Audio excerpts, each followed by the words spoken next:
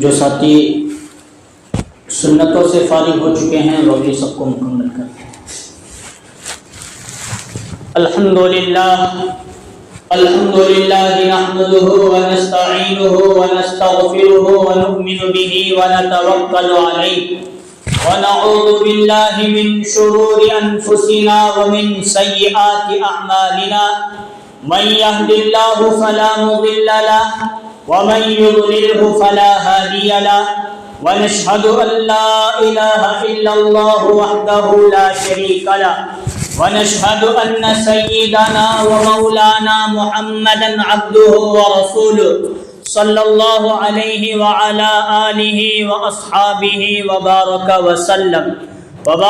وسلم تسليما كثيرا أما بعد فأعوذ بالله من الشيطان الرجيم بسم الله الرحمن الرحيم أولئك الذين امتحن الله قلوبهم للتقوى وقال النبي صلى الله عليه وسلم أصحابي كالنجوم فبأيهم اقتديتم اهتديتم أو كما قال عليه الصلاة والسلام صدق الله العظيم وصدق رسوله النبي الكريم رب اشرح لي صدري ويسر لي أمري واحلل عقدة من لساني يفقهوا قولي۔ ایک مرتبہ نبی اکرم صلی اللہ علیہ وسلم پر درود شریف پڑھ لیجیے۔ اللهم صل على محمد وعلى آل محمد كما صليت على إبراهيم وعلى آل إبراهيم إنك حميد مجيد۔ اللهم بارك على محمد وعلى آل محمد كما باركت على إبراهيم وعلى آل إبراهيم إنك حميد مجيد۔ محترم بزرگوں اور عزیز دوستوں، اللہ تبارک و تعالیٰ کا احسان، اللہ کا فضل اور اللہ کا کرم ہے کہ اللہ تبارک و تعالیٰ نے ہم تمام کو نماز جمعہ کے لیے اپنے گھر مسجد جلد سے جلد آنے کی توفیق نصیب فرمائی۔ جو باتیں کہی جائے اللہ تعالیٰ ہم تمام کو ان تمام باتوں پر ہمیشہ موت تک عمل کرنے کی توفیق نصیب فرمائے اور انہی باتوں کے ذریعے ہماری نجات اور مغفرت فرمائے۔ بزرگوں، دوستوں اور عزیزوں، موسم کے اعتبار سے، ماحول کے اعتبار سے، مہینے کے اعتبار سے، ہفتے کے اعتبار سے کبھی کبھار تاریخ دیکھ کر، موسم اور مہینہ دیکھ کر بیان کرنا پڑتا ہے۔ اس کی مثال کہ رمضان المبارک کا مہینہ ہے اور ہمیں بقرعید کا بیان کر لیں گے تو لوگ کیا کہنے والے؟ مولانا کی جگہ کہاں نہ کہا جائے سچیا، اور ہے بقرعید کا ماحول اور رمضان کی فضیلت میں سنانے لگا تھا، رمضان کے روزے اتنا افضل، رمضان کا مہینہ اتنا برکات، رحمت والا، مغفرت والا، لوگ کیا کہنے لگے؟ رکھا تو کپا کھا گئی مولانا۔ محرم کا مہینہ ہے اور ہمیں ذی الحجہ کی فضیلت سنانے لگے گا۔ کبھی کبھار کیا ہوتا ہے، جمعہ کے بیانات کرنے میں تو مطالعہ ضروری، اور مطالعے کے لیے یہ بھی ضروری ہے کہ مجھے کس عنوان پر بیان کرنا ہے اور مجھے جو عنوان لینا ہے وہ موقع ہے یا نہیں ہے، ماحول اس کا ہے یا نہیں ہے، یا ماحول کس چیز کا ہے، اس کے اعتبار سے بیان کرنا۔ حضرت علی رضی اللہ عنہ فرماتے ہیں کلم الناس علی قدر عقولہم، لوگوں کا ذہن جس طرح ہے اس کے اعتبار سے بات کرو، کلام کرو، بیان کرو، واعظ و نصیحت کرو، فوراً اس بات کا اثر آ جائے۔ اور اگر لوگوں کا دماغ ہے الگ اور ہمیں بیان کر رہے ہیں الگ تو ذرا لوگوں کی بات کیا ہو، کیا ہے، کیا مولانا کیا کر رہے ہیں، کیا ذرا مولانا کو کون کیا کمیٹی والے منع کریں گے، کام سختی کے ساتھ منع کرے کر پر، ٹھیک ہے، یہ بات سمجھ میں آ گئی، تمہید کی بات۔ ابھی اس کے لیے میں نے کہا کبھی کبھار انگلش تاریخ بھی دیکھنا پڑتا ہے، اردو مہینہ کون سا، اردو تاریخ کیا ہے وہ دیکھ کر بیان کرنا پڑتا ہے۔ تو مہینہ میں نے بھی دیکھا کون سا مہینہ ہے، بولو نا کون سا مہینہ ہے؟ نومبر کا ہے، نومبر کا مہینہ 20 تاریخ کو حضرت ٹیپو سلطان جینتی ٹیپو سلطان جینتی، لیکن میں سوچا ہفتہ وغیرہ کرنا، لیکن ٹیپو سلطان شہید رحمۃ اللہ علیہ لڑ کو تلوار ہمارے ہاتھ میں جو تھما کو گئی، اس کا جوش ابھی ہمارے اندر ختم ہوا نہیں، اس لیے کوئی کینسل کر دو، وہ جوش ختم ہوا نہیں، بی جس ڈیلائٹ اور بھی کیا بعد میں بھی میں جنا دیکھا اردو تاریخ کے اعتبار سے کیا ہے کہ نہیں ہے، لیکن ادھر حضرت ٹیپو سلطان ہے تو دوسری طرف مجھے ایک ایسا نام ملا جن کے نام ہی کے اندر اتنی طاقت اور جلالت برس دیا، لیکن ان کو بیان کرے بغیر چھوڑ دینا ذرا یہ بھی مسئلہ ہوا۔ تو اردو کے اعتبار سے کون سا مہینہ؟ جمادی الاول۔ جمادی الاول آج تاریخ کتنی؟ 29 تاریخ۔ حضرت خالد بن ولید رضی اللہ عنہ اسی تاریخ کو ان کا انتقال ہوا، ان کا وصال ہوا۔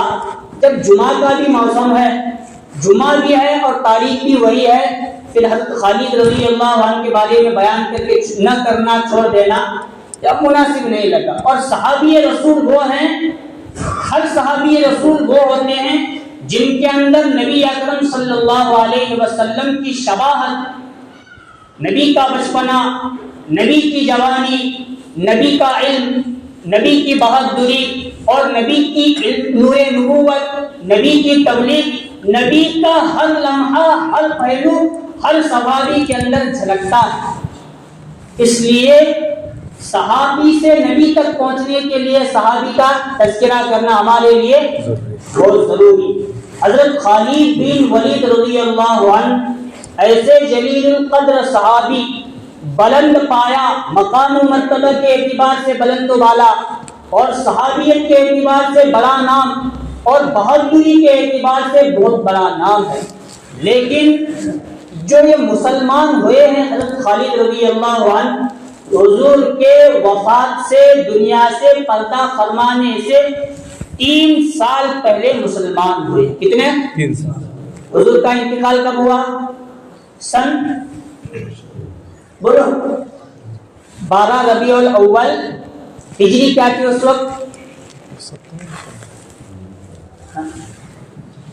معلوم کچھ نہیں رہتا، نالج میں ہمیں بہت کمی ہے، کالج میں بہت آگے ہیں۔ 571 ہجرت کے اعتبار سے حضور کو نبوت ملی 40 سال پر، اس کے بعد محنت شروع ہوئی نبوت کی 13 سال مکہ میں، اب یہ ہو گیا۔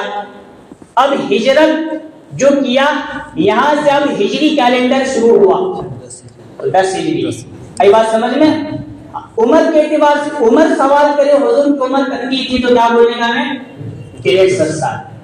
جس ہجری میں انتقال فرمائے تو 10، ای بات سمجھ میں؟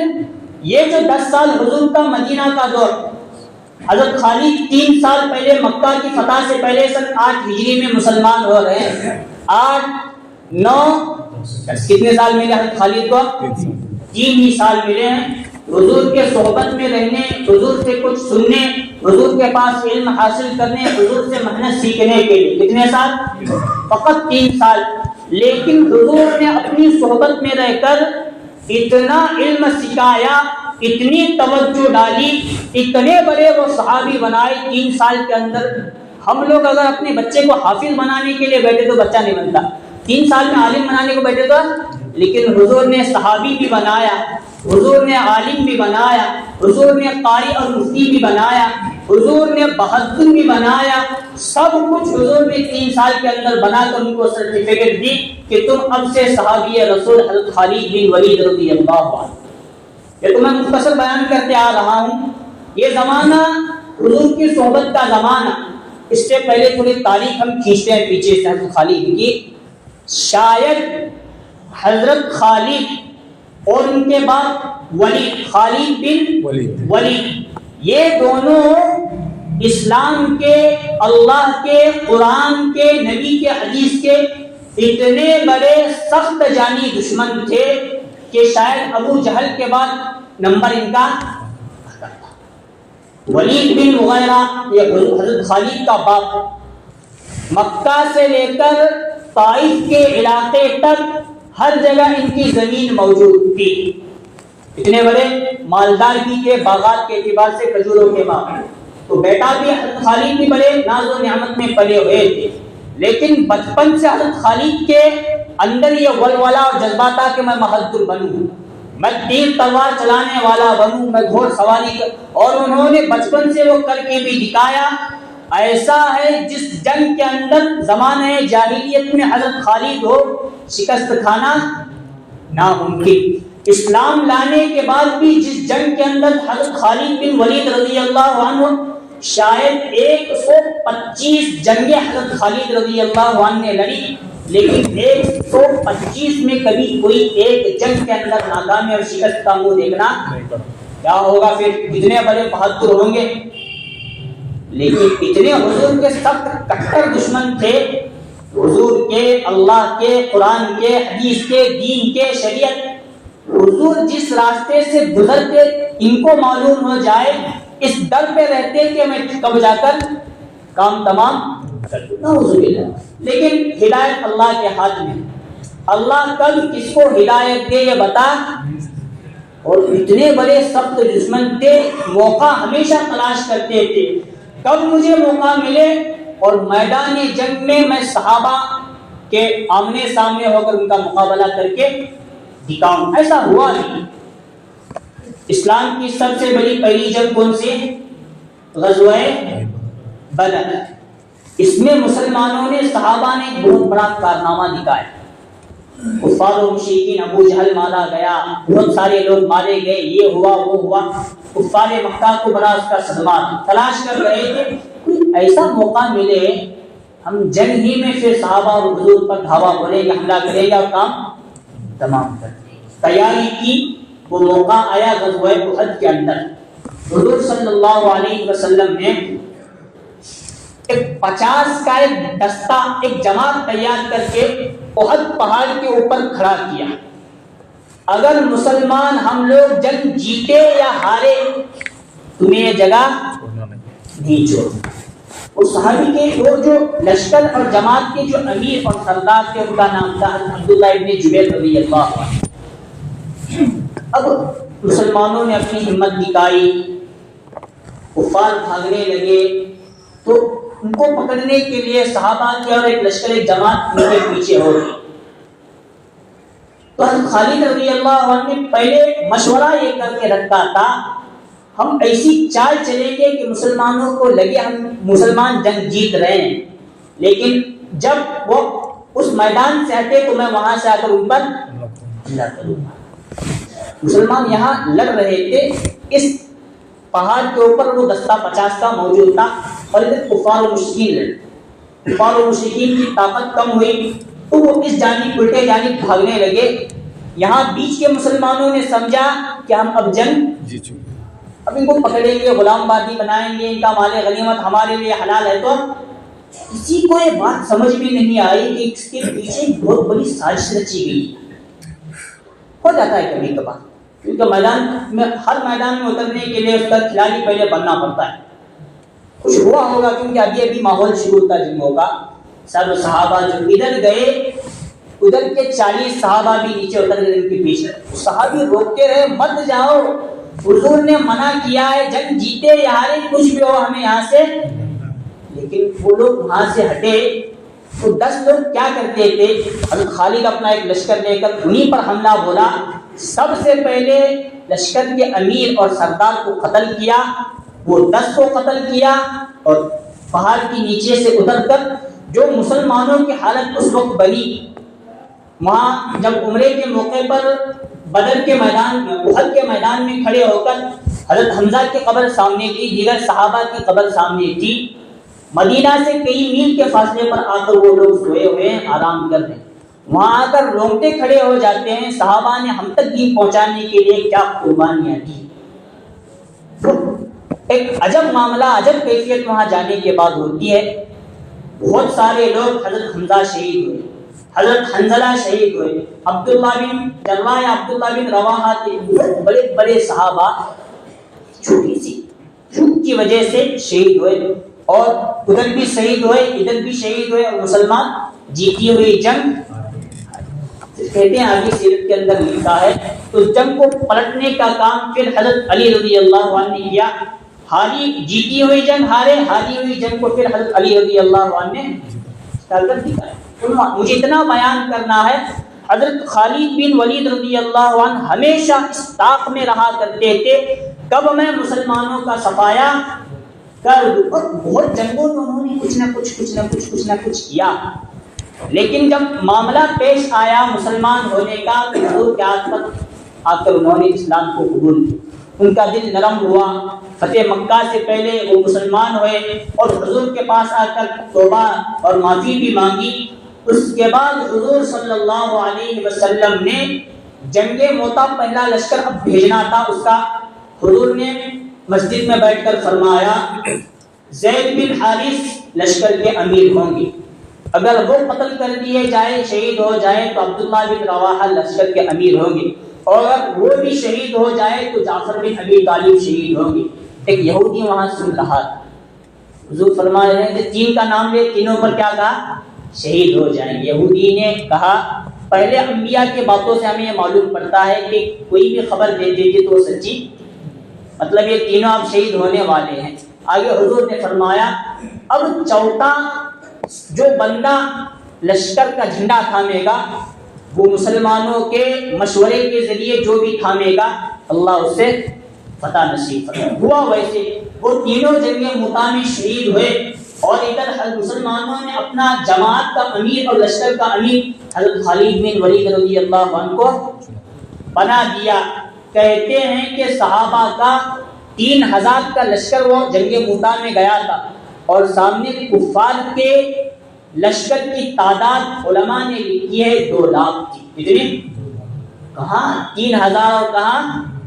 لیکن حضرت خالد بن ولید رضی اللہ عنہ امیر بنائے گئے، حکیم بنائے گئے، لشکر کے امیر بنے، تو کہتے ہیں گھوڑے پر بیٹھ کر دونوں ہاتھوں سے تلواریں جب وہ چلاتے تھے تو جنگ موتا میں 9 یمنی تلوار وہ توڑا کرتے تھے۔ کہتے ہیں گھوڑا بھی سنبھالنا اور کتے تلوار، وہ اکیلی ہی 2 لاکھ پر بھاری پڑے۔ کتنے بڑے بہادر صحابی رسول تھے۔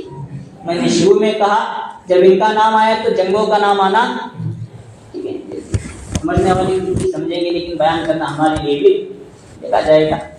حضرت خالد بن ولید رضی اللہ عنہ ایک بہت بڑے صحابی، ان کے اندر نبی صلی اللہ علیہ وسلم کی ہر چیز کی جھلک دکھائی کرتی، ان کے اندر اخلاص بھی بڑا تھا، کیونکہ سیکھا تھا سب کچھ حضور صلی اللہ علیہ وسلم سے۔ جب حضور کا انتقال ہوا تو حضرت ابو بکر صدیق رضی اللہ عنہ نے ان کو ملک شام کی طرف روانہ کیا، یہ لشکر لے کر آپ جائیے، اور وہاں فتح کرتے بڑھتے گئے، فتح کرتے ملک شام کا کئی بڑا علاقہ حضرت خالد بن ولید رضی اللہ عنہ نے فتح کر کے دکھایا۔ 2-2.5 سال حضرت ابو بکر صدیق رضی اللہ عنہ کے تھے، اور مکمل ہونے کے بعد حضرت ابو بکر کا انتقال ہوا۔ میں یہ واقعہ بار بار بیان بھی کرتا ہوں، عید کے موقع پر بھی بیان کیا تھا، لیکن بیان کرنا بھی بہت ضروری ہے تاکہ صحابہ سے ہمیں سیکھنے میں ملے کہ ان کے اندر اخلاص نہ، ایمان کے بارے میں اخلاص، اعمال کے بارے میں اخلاص، محبت کے بارے میں اخلاص، قرآن کے بعد ہر چیز میں ان کا اخلاص تھا، اور اخلاص نہ ہو تو وہ صحابی کا عمل بھی قبول نہیں ہوتا۔ تو ہمارے لیے بات بہت ضروری ہے۔ حضرت ابو بکر نے ان کو بھیج دیا، انتقال ہوا، حضرت عمر رضی اللہ عنہ امیر المؤمنین بنائے گئے مشورے کے ذریعے، تو حضرت ابو بکر رضی اللہ عنہ کی لاش مبارک ابھی مدینہ میں تھی، ابھی دفنایا، نماز جنازہ بھی نہیں پڑھا گیا تھا۔ حضرت عمر رضی اللہ عنہ کو جیسا ہی لوگوں نے امیر المؤمنین بنایا، سب سے پہلے یہ کام حضرت عمر رضی اللہ عنہ نے خط لکھا، جس کے اندر لکھا کہ لوگوں نے مجھے اپنا امیر بنایا ہے، خلیفۃ المسلمین بنایا ہے، میں بحیثیت امیر اور خلیفہ تمہیں خالد بن ولید کو حکم دیتا ہوں کہ تم لشکر سے معزول ہو جاؤ، اور اگر ایک ادنا سپاہی بن کر کام کرنا چاہتے ہو تو کام کرو، ورنہ ملک شام سے مدینہ تمہارے لیے کوئی دور نہیں ہے، جس گھوڑے پر تم گئے تھے یا جو گھوڑا میں دے کر بھیج رہا ہوں اسی گھوڑے پر تم واپس مدینے میں آ جانا اور میرے ماتحتی میں یہاں کام کرنا، اور اگر تمہاری غیرت یہ گوارا کر سکتی ہے کہ ایک ادنا سی سپاہی بن کر کام کرنے کے لیے وہاں رہ کر کام کرو، دو آپشن میں تمہارے لیے دیتا ہوں، ایک تو تم کو میں معزول کر دیتا ہوں، ایک ادنا سی سپاہی بن کر کام کرو، اور اگر تمہاری غیرت ادنا سی سپاہی بن کر کرنے کے لیے مجبور کر رہی ہے تو آ جاؤ، مدینے میں کچھ اور بھی کام ہے جو تمہارے سپرد کیے جائیں گے۔ کہتے ہیں جب وہ صحابی گھوڑے پر سوار ہو کر حضرت امیر المؤمنین کا خط لے کر پہنچے ہیں، اس وقت حضرت خالد بن ولید رضی اللہ عنہ ایک لشکر کو بنا رہے تھے اور تقریر کر رہے تھے کہ سامنے ایک لشکر سے ہمیں لڑنا ہے۔ اسی وقت جو آپ پہنچا، خط پڑھ کر اعلان کر دیا کہ اب میں تمہارا امیر نہیں ہوں، میں ادنا سے سپاہی ہوں، اور یہ جو صحابی آئے ہیں اب سے ہمارے جماعت کے، ہمارے لشکر کے امیر۔ اتنی بات۔ اب سنیے پوائنٹ، جب ان کو معزول کیا گیا تو ادھر حضرت عمر رضی اللہ عنہ سے لوگوں نے پوچھا حضرت کیا وجہ تھی؟ حضرت تو اتنے بڑے صحابی، حضور نے ان کے حوالے کام کیے، حضرت ابو بکر نے کیے، حضور اور حضرت ابو بکر کے خلاف کام کر کے ان کو معزول کر دیا، کیا وجہ ہے؟ تو حضرت عمر رضی اللہ عنہ نے فرمایا میرے کانوں نے کئی مرتبہ یہ جملہ سنا ہے، جس لشکر کے اندر خالد بن ولید رضی اللہ عنہ ہو وہ جنگ کبھی مسلمان ہار ہی نہیں سکتے۔ ٹھیک، یہ بات تمہاری ٹھیک، لیکن میں دیکھ رہا ہوں تمہارا یقین، تمہارا ایمان، تمہارا عقیدہ، یہ کس سے کہہ رہے ہیں؟ حضرت عمر صحابہ سے کہہ رہے ہیں، ہم جیسے کمزور ایمان والوں سے نہیں۔ میں دیکھ رہا ہوں کہ تمہارا یقین، تمہارا ایمان، تمہارا عقیدہ خالق پر ہے، اللہ پر۔ تمہیں کہنا یہی چاہیے کہ اللہ اگر چاہے تو خالق سے فتح کروا بھی سکتا ہے، شکست کا منہ بھی دکھا سکتا ہے، لیکن تم نے اللہ کو چھوڑ کر خالق پر بھروسہ کرنا شروع کر دیا۔ اس لیے میں تمہارا ایمان، تمہارا یقین اور تمہارا عقیدہ درست کر رہا ہوں، بتا یہ رہا ہوں کہ شکست اور فتح اللہ کے ہاتھ میں ہے، خالق کے ہاتھ میں کیا حضرت عمر رضی اللہ عنہ کی سوچنے کی صلاحیت تھی، کیا فطرت ایمان تھی۔ ادھر حضرت خالد بن ولید رضی اللہ عنہ سے پوچھا گیا ایک ادنا سپاہی بن کر آپ کام کر رہے ہیں، جماعت کے امیر نہیں، لشکر کے سپہ سالار نہیں، آپ کی غیرت کس طرح گوارا کر رہی ہے؟ تو انہوں نے کہا اتنے سال جو میں نے جنگیں لڑی، جماعت کا کام کیا امیر بن کر، وہ جو کام کر رہا تھا اللہ کے لیے کر رہا تھا، اب جو سپاہی بن کر جو میں کام کر رہا ہوں وہ کام بھی کس کے لیے کر رہا ہوں؟ ادھر حضرت عمر نے ہمیں سبق دیا اور ادھر حضرت خالد بن ولید رضی اللہ عنہ نے سبق دیا، جو بھی کرنا ہے جس پوزیشن پر بھی ہو یا جو بھی عہدہ ہمیں ملا ہے کس کے لیے کرنا ہے؟ اللہ کے لیے کرنا ہے۔ یا عہدے کے لالچ میں ہم کریں وہ کام رائی کے دانے کے برابر بھی اللہ کے لیے نہیں ہے تو وہ عمل بیکار اور نقصان دہ ہو سکتا ہے۔ اور کوئی کتنا ہی بڑا کام ہو اور اللہ کے لیے کر رہے ہیں تو اللہ چھوٹے اور بڑے کام کو قبول کر لیں۔ جب انتقال کا وقت آیا تو حضرت خالد بن ولید رضی اللہ عنہ نے اپنے جسم سے کپڑا ہٹایا اور دیکھا کہ جسم میں کوئی ایک بالش کی بھی جگہ ایسی نہیں ہے جہاں تیر، تلوار، نیزے کا نشان نہ ہو۔ اور دوسرا سبق جو امت مسلمہ کو حضرت خالد بن ولید رضی اللہ عنہ نے موت کے وقت دیا وہ سنو۔ اس وقت حضرت خالد بن ولید رضی اللہ عنہ نے اپنے جسم سے کپڑا ہٹا کر دیکھا، جسم کا کوئی حصہ سر سے لے کر پیر تک ایسا باقی نہیں کہ جہاں زخم کا نشان نہ ہو۔ تو وہاں سبق دیا ہمیں کہ موت اللہ کے ہاتھ میں۔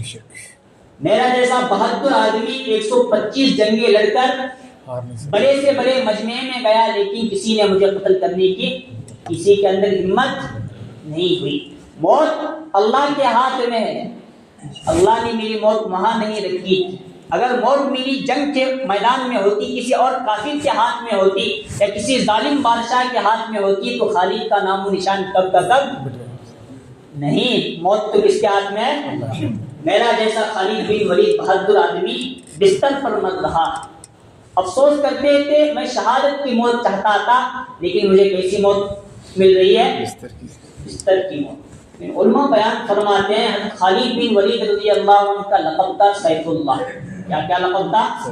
حضور نے دیا تھا لقب سیف اللہ کے معنی اللہ کی تلوار۔ علماء آگے لکھتے ہیں حضرت خالد بن ولید رضی اللہ عنہ پر کسی کی تلوار ہی نہیں چلتی تھی، کیونکہ وہ تو اللہ کی تلوار تھی، اور اللہ کی تلوار کوئی توڑے تو اللہ پر یہ نقص آ سکتا ہے، اس لیے اللہ نے کبھی کسی جنگ میں ان کو شہید بھی نہیں کروایا۔ بستر مرد پر ہمیں سبق دیا کہ اللہ سے بڑھ کر کسی اور کی طاقت نہیں ہے۔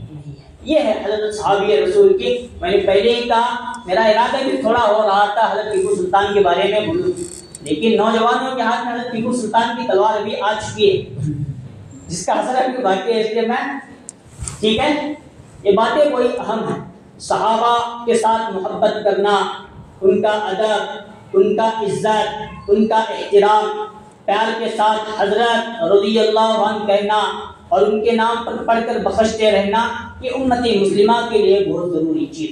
اگر حضرت خالد بن ولید رضی اللہ عنہ چاہتے تو مدینہ میں رہ کر انتقال کر کے جنت البقیع غرقد کے اندر بھی دفن ہونا پسند کر سکتے، لیکن حضور کو چھوڑا، ابو بکر کو چھوڑا، عمر کو چھوڑا، مدینہ کا مکہ کا پیارا ماحول چھوڑ کر ملک شام حمص کے علاقے میں جا کر وہاں جا کر انہوں نے انتقال کیا۔ سمجھانا یہ ہے کہ دین جو ہم تک پہنچایا صحابہ نے قربانیوں کے ساتھ ہر چیز چھوڑ کر ہم تک پہنچایا۔ میں ایک مرتبہ وہ بیان سن رہا تھا، گناہ کی مولانا کا نام کیا؟ مولانا یونس صاحب رحمۃ اللہ علیہ، بڑی جانی مانی شخصیت، پانی ادھر کے علاقہ کے حوالے میں تھا کام کے تعلق سے۔ ان کے بیان میں نے سنا وہ فرماتے تھے حضرت خالد بن ولید رضی اللہ عنہ کے قبر پر ایک جملہ لکھا گیا ہے۔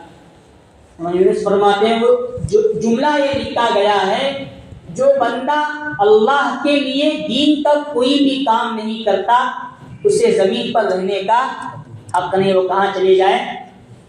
کیا جملہ کیا ہے سمجھو، جو بندہ اللہ کے لیے دین کا کوئی بھی کام نہیں کرتا اسے جینے کا، دنیا کا کام کر رہے ہیں، دین کا کام، جماعت کا کام دین کا، مسجد کا کام دین کا، مدرسے کا کام دین کا، خانقاہوں کا کام، اٹھا کیا چھٹا کاروبار، اٹھا کیا چھٹا کاروبار، یہ چھچا ہفتہ بھی اس میں، دن بھی اور مہینہ بھی اس میں، سال بھی اس میں، 3 دن تشکیل کرنے کو بھی آئے تو کیا بولنے کا، جگہ کیا نکالی ہوں، سنگا نکالی، نہیں ہوتا مولانا ہمارے سے، نہیں ہوتا امیر صاحب ہمارے، یہ چلا تو پھر دین کا کام ہمیں نہیں کر رہے۔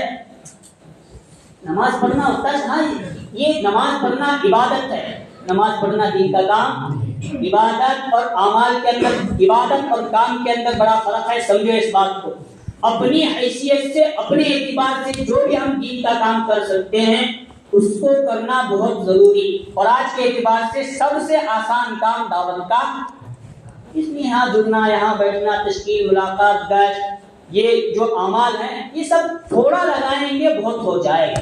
اللہ تعالیٰ سے دعا ہے اللہ تعالیٰ ہم تمام کو حضرت خالد بن ولید رضی اللہ عنہ کے نقش قدم پر چلنے کی توفیق نصیب فرمائے، ان کی سیرت صورت اپنا کر عمل کرنے کی توفیق نصیب فرمائے، آمین۔ وآخر دعوانا الحمد للہ رب العالمین۔